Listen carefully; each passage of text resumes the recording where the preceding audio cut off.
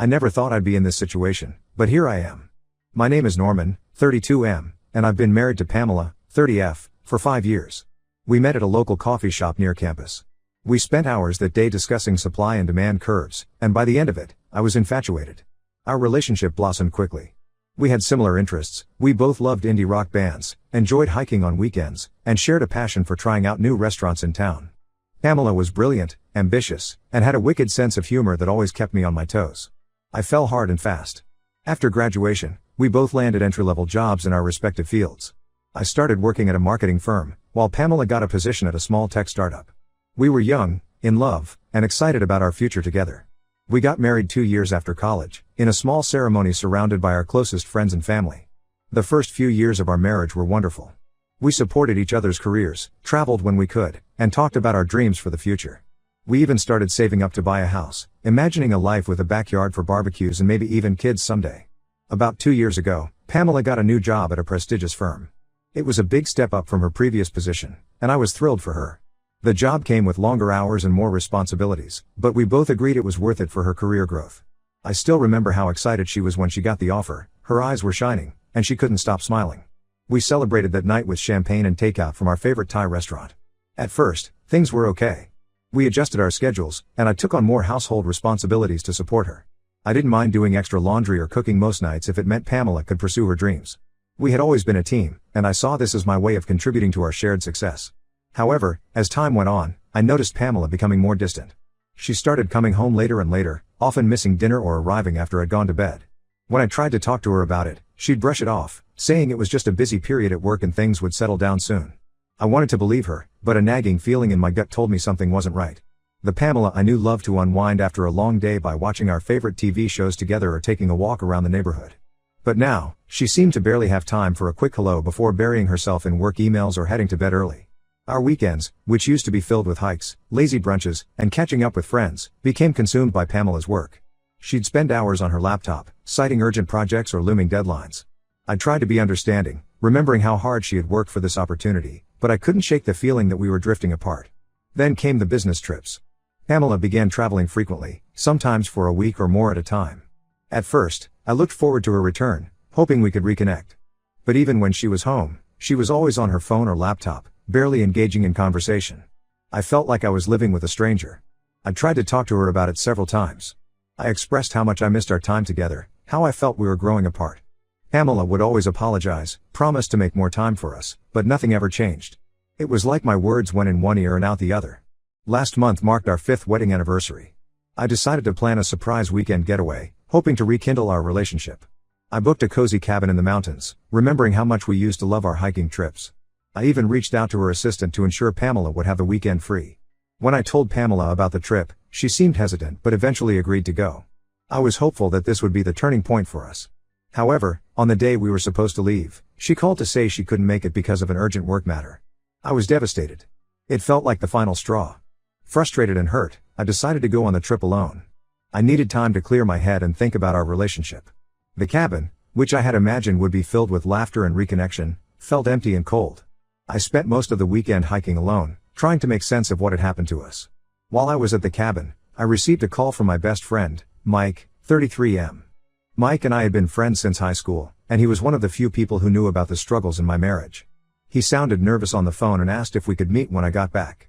I agreed, not thinking much of it at the time. When I returned home, I met up with Mike at our favorite local coffee shop, the same one where Pamela and I had first met all those years ago. The familiar smell of coffee and freshly baked pastries did little to ease the tension I felt as Mike fidgeted nervously with his cup. What he told me turned my world upside down.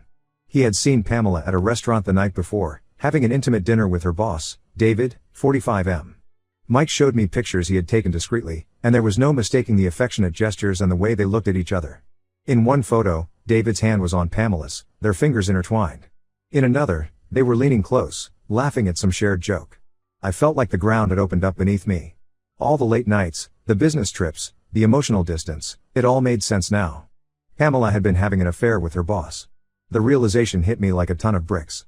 I thought back to all the times she had assured me it was just work, all the promises to make more time for us. It had all been lies. I confronted Pamela that evening when she came home from work. At first, she tried to deny it, claiming Mike must have misunderstood what he saw. But when I showed her the pictures, she broke down and admitted to the affair. She said it had been going on for almost a year and that she had developed feelings for David. I was devastated. The woman I had loved and trusted for nearly a decade had betrayed me in the worst possible way. I asked her to leave the house that night, unable to bear the sight of her. She went to stay with her sister, leaving me alone with my thoughts and a mountain of questions. It's been 2 weeks since then, and I'm still trying to process everything. Pamela has been calling and texting, begging for another chance. She claims she made a mistake and wants to work on our marriage. But I don't know if I can ever trust her again. I'm torn between the love I still feel for her and the betrayal that's eating me up inside. Part of me wants to try and salvage our marriage, remembering all the good times we've had and the future we had planned together. But another part feels like it's beyond repair. The trust that was the foundation of our relationship has been shattered, and I'm not sure if it can ever be rebuilt. I keep replaying moments from our relationship in my head, wondering if there were signs I missed.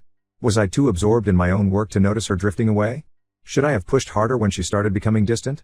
These questions keep me up at night, along with the painful images of her with David. I'm not sure what to do next. The life we built together over the past decade is crumbling around me, and I feel lost.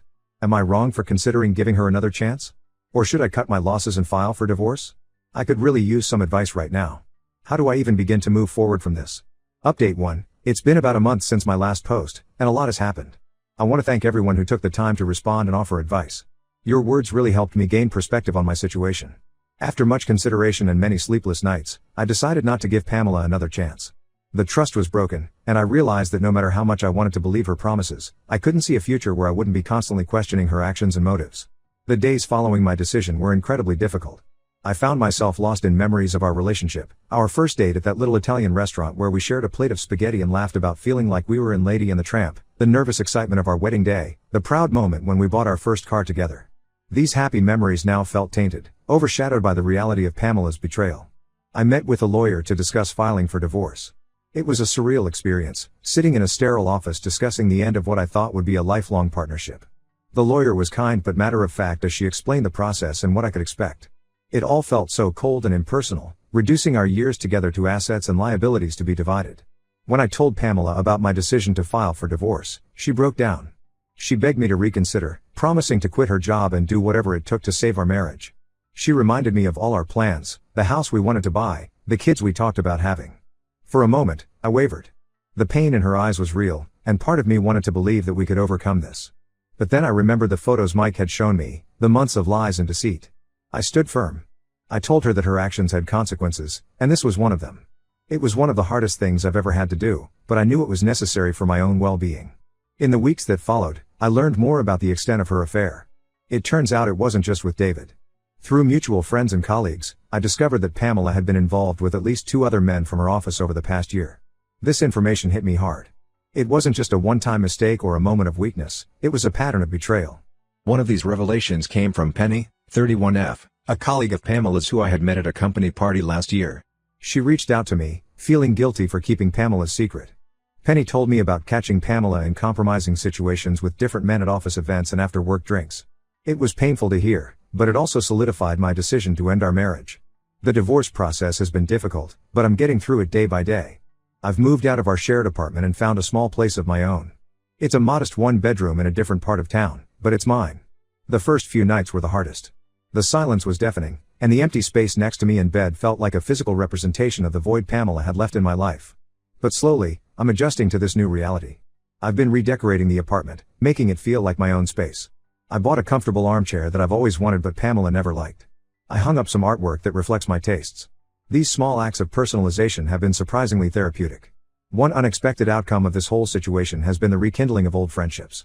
My college buddy, Chris, 32M, reached out after hearing about what happened. Chris and I had been inseparable in college, but we drifted apart over the years as life got busy. When he called me out of the blue, it was like no time had passed at all. We met up for a beer, and I found myself pouring out everything that had happened. Chris listened without judgment, offering support and the occasional terrible joke to lighten the mood. Since then, we've been hanging out regularly. We've started a weekly basketball game with some other friends, which has been a great way to blow off steam and get out of my head for a while. Work has been a welcome distraction. I've thrown myself into my projects, channeling my emotions into creativity and problem solving. My boss, Karen, 40F, has noticed. She pulled me aside last week to commend my recent performance and hinted at a possible promotion in the near future. It's nice to have something positive to focus on amidst all the chaos. As for Pamela, I've limited our communication to divorce-related matters only. She's still trying to change my mind, sending long emails about how sorry she is and how much she wants to make things right. At first, I read every word, my heart aching with each plea. But as time has passed, I've realized that engaging with these messages only prolongs my pain. Now, I forward them directly to my lawyer without reading them. I won't lie, there are moments when I miss her and the life we had. Sometimes, I'll catch myself reaching for my phone to share a funny moment or an interesting thought with her, only to remember that I can't do that anymore. The muscle memory of our relationship is still there, and it's taking time to unlearn. But then I remind myself of the betrayal and the lies, and I know I'm making the right choice for my future. I deserve someone who will be faithful and honest, someone who values our relationship as much as I do. Thank you again for all your support. Your words of encouragement and shared experiences have been a lifeline during this difficult time. I'll keep you updated as things progress. Update 2. It's been 3 months since my last update, and I wanted to share some new developments. The divorce is now finalized. It was a long and emotionally draining process, but it's finally over. Pamela fought it until the end, trying to delay proceedings and attempting to negotiate terms that were frankly ridiculous. Her behavior during this time only reinforced my decision to end our marriage. One particularly difficult moment came when we were dividing our assets. Pamela tried to claim ownership of a family heirloom, a vintage watch that had belonged to my grandfather. This watch held immense sentimental value for me. My grandfather had given it to me on his deathbed, telling me stories about how it had been with him through the war and throughout his 50-year marriage to my grandmother. Pamela knew how much it meant to me, but she still tried to take it out of spite. I was furious. It felt like a final betrayal, an attempt to hurt me one last time. Thankfully, my lawyer was able to shut that down quickly. But the incident left a bitter taste in my mouth and erased any lingering doubts I might have had about ending our marriage. On a more positive note, I've been focusing on personal growth. I've started taking guitar lessons, something I've always wanted to do but never found the time for when I was married. My instructor, Ray, 55M, is a patient teacher with a dry sense of humor that makes even the most frustrating lessons enjoyable. It's been challenging, my fingers are constantly sore, and I'm pretty sure my neighbors hate me, but incredibly rewarding. There's something satisfying about creating music, even if it's just a simple chord progression. I've also joined a local hiking group. Every Saturday morning, we meet up and explore different trails in the area. It's been great for my mental and physical health. There's something therapeutic about being out in nature, away from the noise and stress of everyday life. Plus, I've met some great people through the group. We often grab breakfast together after our hikes, swapping stories and sharing laughs. Work continues to be a bright spot. That promotion my boss hinted at? It came through last month. I'm now heading up a new project that's both exciting and challenging. We're developing a marketing campaign for an eco-friendly startup, which aligns perfectly with my personal interests. The increased responsibilities have been a welcome distraction from my personal life. My friendship with Chris has continued to grow stronger. He's been an incredible support throughout this whole ordeal. Last weekend, he invited me over for a barbecue at his place. It was there that he introduced me to his sister, Lena, 29F. Lena and I hit it off immediately. She works as a music journalist, and we bonded over our shared love of obscure indie bands. We ended up talking for hours, swapping stories about the best concerts we'd been to and debating the merits of vinyl versus digital. It was refreshing to have a conversation that had nothing to do with my divorce or work. After the barbecue, Lena and I exchanged numbers. We've been texting back and forth, and we're planning to meet up for coffee next week. It's too soon to say where it might lead, but for the first time in months, I'm feeling optimistic about the possibility of a new relationship. As for Pamela, I've heard through the grapevine that she's no longer with David. Apparently, he broke things off shortly after our divorce was finalized. A mutual friend told me that David had been married the entire time, and his wife had found out about the affair. I can't say I feel sorry for Pamela. She made her choices, and now she has to live with the consequences. I'm still healing, but I can honestly say I'm in a much better place now than I was 6 months ago.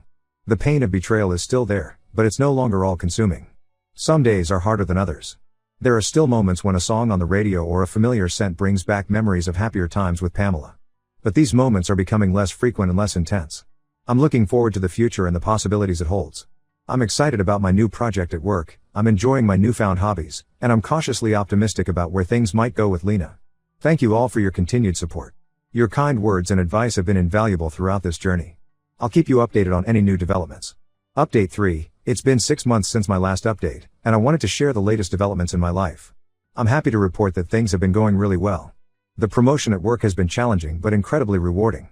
I've been able to implement some innovative ideas that have been well received by both my team and our clients. The eco-friendly startup campaign I mentioned in my last update has been a huge success. We've seen a significant increase in engagement and brand awareness for the client. It's given me a renewed sense of purpose and confidence in my professional life. On a personal level, I've continued to invest time in my hobbies and personal growth. The guitar lessons are paying off, I can now play a few songs without making too many mistakes. I even performed at an open mic night at a local coffee shop last month. It was terrifying, but exhilarating. I messed up a few chords, but the small audience was supportive, and the experience was incredibly empowering. The hiking group has become a regular part of my routine. We've tackled some challenging trails over the past few months, including a tough 2-day hike in the mountains. It was during this trip that I realized how far I've come in my healing process.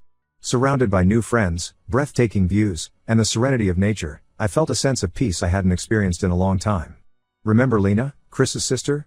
Well, things have progressed between us. We've been dating for about 4 months now, and it's been wonderful. She's kind, funny, and incredibly supportive. We share a lot of common interests, but she also challenges me to try new things. Last month, she convinced me to attend a local art exhibition. I've never been much of an art person, but seeing it through her eyes gave me a new appreciation for it. We're taking things slow, both aware of my recent divorce and not wanting to rush into anything. But I'm excited about where this relationship might go. It's refreshing to be with someone who communicates openly and values honesty as much as I do. As for Pamela, I haven't had any direct contact with her in months. However, I did run into her sister, Amy, 28F, at a local grocery store last week. It was a bit awkward at first, but we ended up having a civil conversation. Amy apologized for her sister's behavior and mentioned that Pamela has been struggling since the divorce. Apparently, she's lost her job. Turns out sleeping with your boss and multiple coworkers isn't great for job security, and has been having trouble finding new employment. While I don't wish ill on Pamela, I can't say I feel particularly sympathetic either. Her actions had consequences, and now she's facing them. It's a stark reminder of how different our lives have become. The encounter with Amy did stir up some emotions, but I was surprised to find that the pain and anger I once felt have largely faded. Instead, I felt a sense of closure. Our conversation was brief, and when we parted ways, I realized that chapter of my life is truly over. Looking back on the past year, it's hard to believe how much has changed. The pain of Pamela's betrayal has faded, replaced by a sense of gratitude for the life I'm building now. I'm surrounded by supportive friends, I'm excelling in my career, and I'm in a healthy, happy relationship.